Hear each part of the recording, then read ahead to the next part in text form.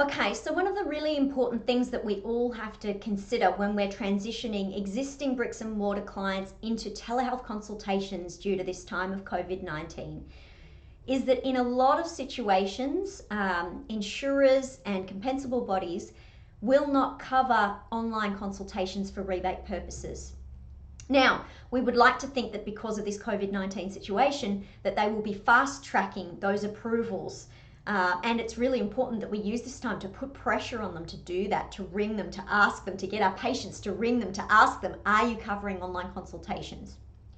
But the reality is, in a lot of cases, they won't be covered at this stage. So we all need to be really mindful of that. Now, in terms of what to price these online consultations, my advice is different to when you're looking at a bigger picture plan, because our health professional work can alter slightly in the way that we convey it online when compared to the in-person space.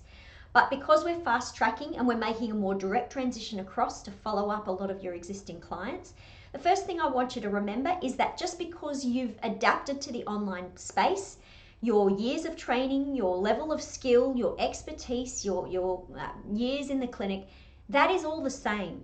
Your actual knowledge, who you are as a clinician, is the same quality. So keep that in mind. Also, a lot of these appointments will be follow-ups, and because you've probably done a lot of the heavy lifting in terms of assessing, in terms of, establishing a base with that client, maybe these online consultations might be relatively short, particularly if you're in a health profession that may involve some manual therapy or some physical techniques that obviously won't be performed when it's a telehealth consultation. Do remember though that there's much more opportunity for education and for supervising exercise programs or exercises here, so use those opportunities as well.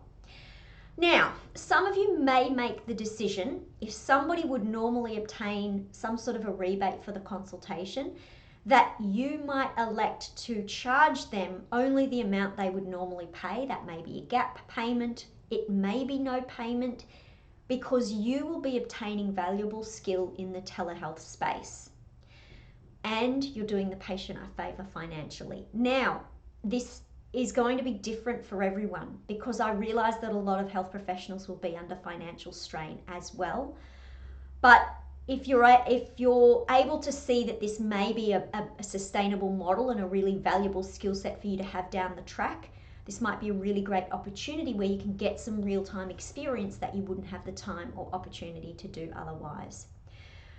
Other than that, I guess my general guideline at this stage, where you're pretty much directly transitioning an in-person patient to the follow-up space, is that the pricing and the value should be similar. But keep in mind for the longer term that sort of pricing model might be different, and obviously we'll discuss that more in the normal pricing module for this unit, where I go through a few of the different ideas of how you could price your consults in the bigger picture. Now, finally, without somebody walking into your clinic with their credit or debit card, you'll need to make sure that you're able to get paid in this rapid transition to telehealth, where you might not have the tech system set up to do that.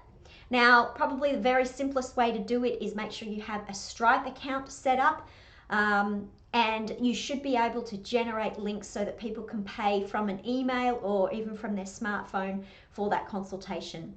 Just consider where in the process you want them to pay for those consultations. For example, in our online clinic, it's an entirely online clinic. We do take payments from people before we do the video consultation, just like you pay for a flight before you then travel on the plane. But for others of you, you might feel more comfortable taking those payments afterwards, but just make sure you have a system and a process to do that, so that those sort of things don't fall through the cracks.